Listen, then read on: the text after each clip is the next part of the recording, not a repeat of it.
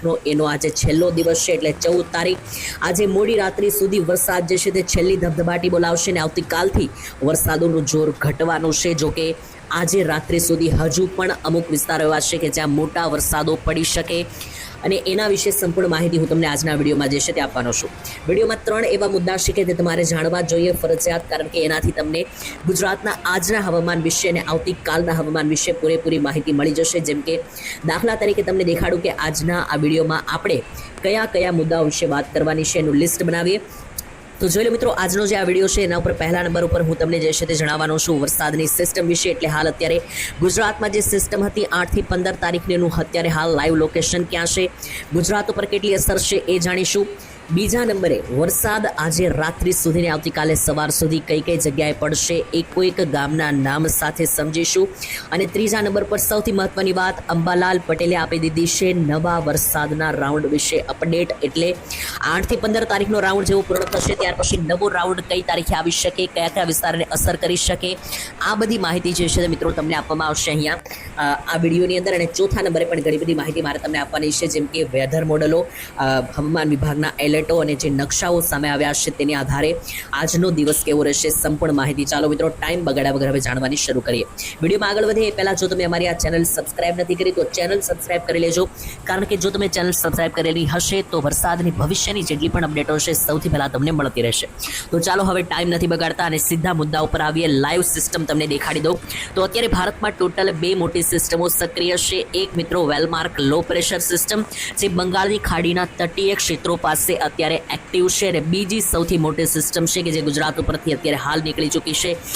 એટલે low pressure system કે જે ગુજરાત રાજ્ય ઉપર અત્યારે હવે પાકિસ્તાન બોર્ડર સુધી પહોંચી ગઈ છે। એટલે તમે લાઈવ જુઓ તો અત્યારે હાલ 2 મોટી જે લો પ્રેશર સિસ્ટમ છે, એક વેલમાર્ક લો પ્રેશર છે જે બંગાળની ખાડીમાં છે અને બીજી લો પ્રેશર પાકિસ્તાન ઉપર છે।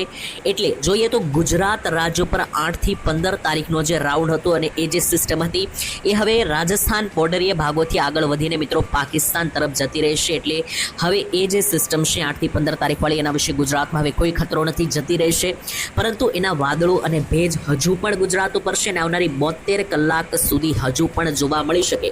એટલા માટે આ જે રાઉન્ડ છે 8 થી 15 તારીખનો એ જે વરસાદી સિસ્ટમ છે એને કારણે ગુજરાતમાં 14 તારીખ રાત્રિ સુધી અતિ ભારે વરસાદ અને પછી 15 અને 16 તારીખે માત્ર ઝાપટા સ્વરૂપે વરસાદ પડી શકે।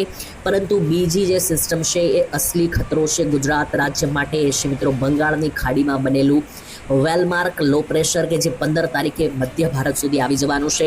એટલે જ મિત્રો હું તમને જણાવી રહ્યો છું કે નવો રાઉન્ડ જે છે તે હવે કોઈ વધારે દૂર નથી, કારણ કે બંગાળની ખાડીમાં જે છે તે મિત્રો અહીંયા WML સિસ્ટમ ગઈકાલે બનેલી હતી, એટલે વેલમાર્ક લો પ્રેશર બન્યું હતું।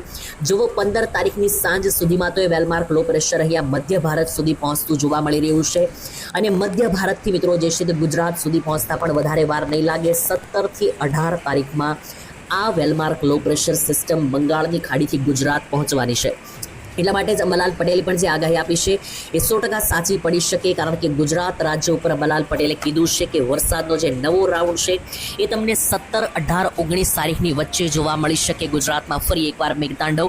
તો અહીંયા સિસ્ટમો પણ મિત્રો એવું જ જણાવી રહી છે, ગુજરાતમાં હાલ જે સિસ્ટમ છે 15-16 તારીખે એકદમ ધીમી પડતી જોવા મળી રહી છે। 15-16 તારીખે કમ્પ્લીટ વરાપ ગુજરાતમાં નીકળશે, પરંતુ અમુક ભાગોમાં ઝાપટા જે છે તે શરૂ જ રહેવાના છે। એ કયા ગામમાં વરસાદ ઝાપટા શરૂ રહેશે તો હું તમને દરરોજના વિડીયોમાં દરરોજની અપડેટ આપતો રહીશ, પરંતુ એની પછીનો નવો રાઉન્ડ ક્યારે એ મુખ્ય જે પ્રશ્ન છે અહીંયા તમને સમજાઈ ગયો હશે કે અંબાલાલ પટેલની જે આગાહી છે 17-18 તારીખે નવા રાઉન્ડની એ અહીંયા સાચી સાબિત થતા જોવા મળી રહી છે, કારણ કે સિસ્ટમ જે છે તે એવું જ જોવા મળી રહી છે બંગાળની ખાડીમાં 14 તારીખે અત્યારે એક્ટિવ છે, 15 તારીખ સુધીમાં સિસ્ટમ મધ્ય ભારત ઉપર અને 17-18 તારીખ સુધીમાં આ સિસ્ટમ ગુજરાત રાજ્ય ઉપર જે છે તે એન્ટ્રી લેતી પણ જોવા મળી રહી છે ધીમી ગતિએ। તો આ રીતનું મિત્રો જે છે તે આવનારા સમયમાં આખી સિસ્ટમ અને આખો જે છે તે રાઉન્ડ ચાલવાનો છે। આશા રાખું છું કે સિસ્ટમ વિશે જેટલી પણ અપડેટ મેં તમને સમજાવી એ બધી જ તમારા મગજમાં ઉતરી ગઈ હશે।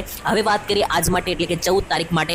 14 તારીખ અને શુક્રવાર બપોર પછીથી લઈને મોડી રાત સુધી કઈ જગ્યાએ કેટલો વરસાદ પડી શકે, કારણ કે શુક્રવારે 14 તારીખે વહેલી સવારનો વરસાદ શરૂ થઈ ચૂક્યો છે અને હવે બપોરથી લઈને મોડી રાતના 3 થી 4 વાગ્યા સુધી હજુ પણ વરસાદનું ભયંકર એલર્ટ આપી દેવામાં આવ્યું છે અને પછી 15 તારીખ અને શનિવારની અંદર પણ વરસાદો જે છે તે ભૂકા બોલાવવાના છે। તો ચાલો એક ગામના નામ સાથે હવે સમજવાનું સરળતાથી શરૂ કરીએ। પહેલા વાત કરેલી મધ્ય ગુજરાત વિશે, તો જોઈ લો મધ્ય ગુજરાતના અમુક ક્ષેત્રોમાં તો ભારેથી અતિ ભારે લેવલના વરસાદો જે છે તે નોંધાતા જોવા મળી રહ્યા છે, જેમાં દાહોદ, ગોધરાનો વિસ્તાર, તેની સાથે અહીંયા ઉપર મિત્રો જોઈએ તો બોડેલી, છોટાઉદેપુર, જંબુસર, વાઘોડિયા, આ બધા વિસ્તારમાં મધ્યમથી ભારે વરસાદની આગાહી. તો બીજી બાજુ અમદાવાદ સાઈડના જે પંથકો છે ત્યાં આગળ જોઈએ કે અમદાવાદ સાઈડના જે એરિયા છે ત્યાં આગળ કેવા વરસાદની આગાહી છે, તો એના વિશે પણ અપડેટ અહીંયા લઈએ.